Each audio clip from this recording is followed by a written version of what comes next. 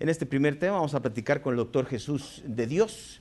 Él es cardiólogo clínico e intervencionista, entonces vamos a platicar de cuáles son los principales factores de riesgo, pues para esto que sigue siendo la principal causa de muerte en el mundo, en nuestro país, en nuestra ciudad, como son las enfermedades cardiovasculares. Doctor, ¿cómo está? Joel, hola, muy buenas tardes, muchísimas gracias. Gracias por la invitación, estamos muy bien y aquí muy contentos de estar en tu programa. Te agradezco por esta oportunidad. Gracias a usted, doctor.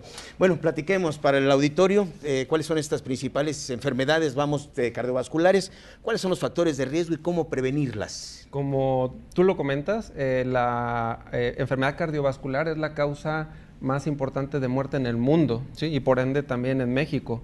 Nosotros somos los campeones mundiales en diabetes y entonces esto implica mucho. ¿Por qué? Porque la enfermedad cardiovascular tiene mucho que ver con factores de riesgo. Los más importantes pues, son diabetes, la presión alta mal controlada, el colesterol alto en sangre que se llama dislipidemia, la herencia, el sedentarismo, la obesidad, el tabaquismo, que todo esto como mexicanos pues nos suena muy familiar, pero son los factores que mientras más tengamos, más posibilidad tenemos de tener una enfermedad cardiovascular. Entonces, ¿cómo prevenirlos? Bueno, no podemos, hay factores que son modificables y factores que son no modificables. Yo, si soy diabético, no puedo decir, voy a quitarme la diabetes. Es una enfermedad que la voy a tener siempre, al igual con la hipertensión. Pero, por ejemplo, el tabaquismo es un factor de riesgo modificable, puedo modificarlo. El sedentarismo, puedo modificarlo, salir a hacer actividad, salir a caminar, no se les pide que corran, que suban colinas, pero el hecho de caminar, de tener una actividad física es un factor de riesgo que se puede modificar. Entonces, hablando de los no modificables, la diabetes no es lo mismo que uno tenga un azúcar en sangre de 300, 400 miligramos por decilitro, a que un paciente sea disciplinado, se tome sus medicamentos y ande con glucosas por ahí de 130, que aún siendo diabético, pues bueno, el factor de riesgo está controlado. Igual con las cifras de presión arterial, alguien le dicen es hipertenso y pues no toma los medicamentos, consume mucha sal y a largo tiempo tiene complicaciones renales, cardíacas, oculares, que se pueden evitar siempre y cuando el paciente pues sea disciplinado y tenga sus cifras de presión controladas, que es muy factible, ¿sí? O sea, no es algo imposible. Entonces, estos factores de riesgo, si se controlan, la aparición de enfermedades cardiovasculares pues va a ser en menor proporción. Y desafortunadamente bueno, son calladas, son silenciosos estos padecimientos, no hay una señal, hasta cuando ya detona pues en un infarto, por ejemplo. ¿Cuáles serían los signos, el síntoma principal, doctor, para poder entender que alguien está entrando o se le está manifestando un infarto? Okay. El síntoma predominante es el dolor, un dolor precordial. De hecho, si uno se va a Google y mete síntomas de infarto, la imagen típica es la de un hombre teniendo el puño apretado en el pecho.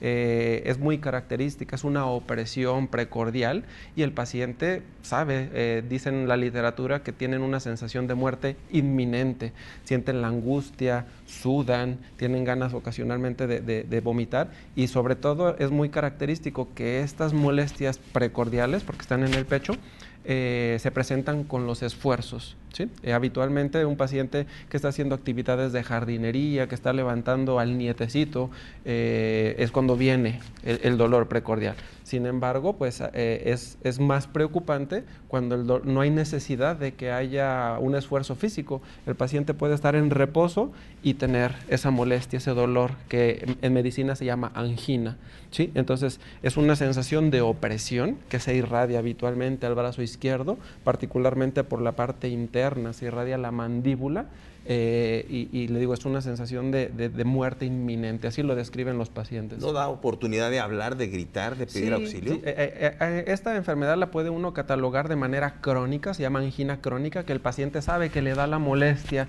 conforme camina probablemente 2 cuadras, pero siempre es más o menos el mismo patrón. 2 cuadritas, aparece el dolor, se detiene y se le quita. 2 cuadritas, aparece el dolor, se detiene y se le quita. Pero cuando, esta es una enfermedad estable, pero se puede inestabilizar. ¿Y qué quiere decir esto? Que el patrón ya no es el que solía ser, sino que, por ejemplo, ahora ya es con 1 cuadra o ya de reposo.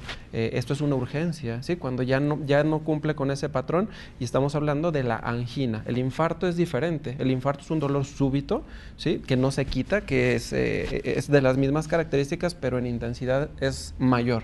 Y es entonces que sí, de los infartos, cuando ocurre un infarto agudo, realmente la sobrevida es muy pobre si no se recibe una atención a tiempo. Inmediata. Sí. ¿De cuánto estamos hablando, doctor? Aquí es bien importante, ahora sí que mientras más temprano mejor, pero conforme este cuadro se presenta, se dice que tenemos 12 horas, ¿sí? ¿Qué es un infarto? Un infarto es que la arteria que le lleva sangre al corazón se tapó. ¿Sí? Entonces tenemos que destaparla y tenemos métodos que igual hablaremos un poquito más adelante de ellos, pero en cuanto al tiempo es el factor pronóstico más importante para nosotros. Tenemos 12 horas, después de 12 horas de que la arteria está tapada, el músculo, el corazón que recibía sangre de esa arteria ya no se va a recuperar, ¿sí? Entonces lo ideal es que en la primera hora, en las primeras 3 horas, uno acuda a atención, se abra la arteria y de esa manera el músculo no muere, pero conforme más tiempo pase, menos oportunidades y menos recuperación de músculo cardíaco tenemos. Doctor, ¿hay manera de prevenirlo? ¿Hay forma de conocer el riesgo cardiovascular que tenemos? Sí, por supuesto. En consulta nosotros evaluamos precisamente los factores de riesgo y hay tablas precisamente ya preestablecidas, sobre todo por los americanos, donde uno con edad, factores de riesgo, colesterol en sangre, etcétera, nos da un riesgo cardiovascular a 10 años. Entonces podemos catalogar a los pacientes en base a este riesgo y solicitar estudios como una prueba de esfuerzo, como un ecocardiograma con un reto farmacológico que nos pueden avisar con tiempo que un paciente está predispuesto a tener un infarto. Correcto. Entonces, para el auditorio que nos está acompañando esta tarde, doctor, y en las retransmisiones, por supuesto, para quienes nos están viendo en retransmisión también por Face Live también. Nuevamente, entonces, los factores de riesgo: hipertensión, diabetes, colesterol alto, tabaquismo, sedentarismo, obesidad, herencia, estrés. La homocisteína, le pregunté, doctor, no sé si es factor de riesgo también. Sí, la homocisteína es un factor de riesgo, pero te comentaba antes de entrar al aire, hay factores que tienen un peso específico, que son más importantes, esto estadísticamente, y la homocisteína definitivamente entra como factor de riesgo. Se recomienda vitamina B12, ácido fólico para su control, pero no es de los más importantes como diabetes o tabaquismo, por ejemplo. Correcto. Y de una vez explíquenos qué es la homocisteína, doctor. La homocisteína, bueno, es un aminoácido que el cuerpo utiliza para diferentes funciones, pero como te digo, no es un factor de riesgo que es tan importante. Correcto. Hay algunas... Hay muchos mitos, por supuesto, ¿no?, con respecto a lo que son los infartos. Y bueno, uno de ellos es el tomar, por ejemplo, después de un ejercicio extenuante, pues bebidas muy frías, por ejemplo. ¿Es factor de riesgo, doctor? No, honestamente no. Esa es una condición que probablemente se menciona mucho derivada de la sociedad, pero como factor de riesgo para un infarto definitivamente no. No. Hay distintos, desde luego, pero me gustaría entrar en la etapa de los procedimientos, de qué es lo que se hace para desobstruir o destapar una arteria. Sí, mira, estamos viendo aquí justo en pantalla una obstrucción. Yo les comentaba, un infarto es cuando una arteria se tapa, es como una tubería que le lleva sangre al corazón. Cuando esta tubería se llena de sarro, se producen obstrucciones dentro de estas arterias. Cuando una obstrucción es de más de un 70%, ya el corazón no puede recibir la sangre que necesita cuando se somete a un esfuerzo. Lo que hacemos es destaparlas con lo que la gente conoce como cateterismo, pero cateterismo es un término muy generalizado porque por cateterismo se pueden hacer muchas cosas. El término correcto es angiografía y angioplastía.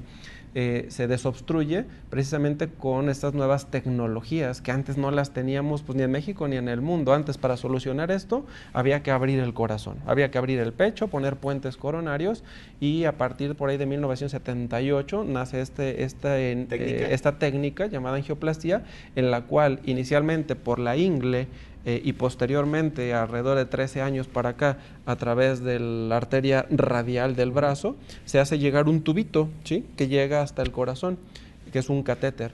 Y ese catéter, que aproximadamente mide 2 milímetros, ¿sí?, se puede hacer todo este procedimiento. Es una manguera, es un catéter que llega desde el brazo a las arterias del corazón, y por dentro de ese catéter nosotros podemos utilizar el material para destapar la arteria, que en general son unos hilos metálicos del grosor de un cabello y balones, un balón coronario es un balón que por fuera lo podemos inflar del cuerpo, pero lo que hace es abrir la arteria.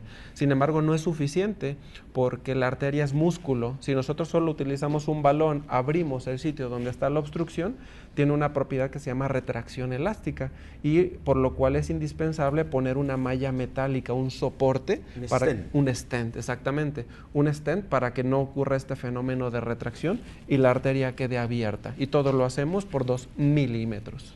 ¿Radial o femoral? Femoral. Sí, lo ideal sería radial. ¿Radial? Tanto para el paciente como para nosotros, porque las complicaciones derivadas de este procedimiento, la más frecuente es el sangrado.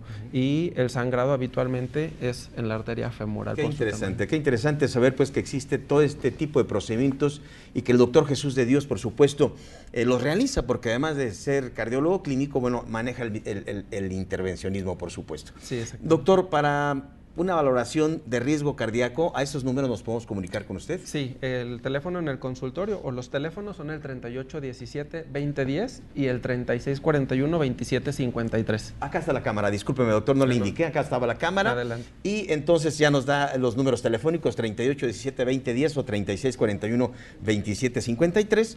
Y bueno, con este estudio, ¿verdad? Ya conocemos cuáles son los riesgos. Y disminuye, por supuesto, el riesgo. No es de que no. Por supuesto. Un paciente con infarto antes estaba destinado a morirse. El 50 o 60% de los pacientes con infarto fallecían.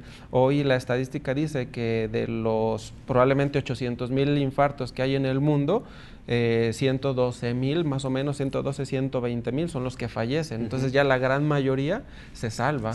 Sin embargo, siguen siendo la principal causa de muerte, doctor. Sí, claro, pero pues por nuestras conductas muchas veces. Así es, desafortunadamente, ¿no? Y el mayor número de factores, bueno, son modificables, como usted los mencionaba, y es cosa nada más de hacer ejercicio bien, ¿no? Y portarnos bien. Sí. Doctor, le agradezco aquí sus números. Joder, muchísimas gracias. ¿Alguna página o algo? Yo trabajo en un grupo que se llama Instituto Cardiovascular de Mínima Invasión.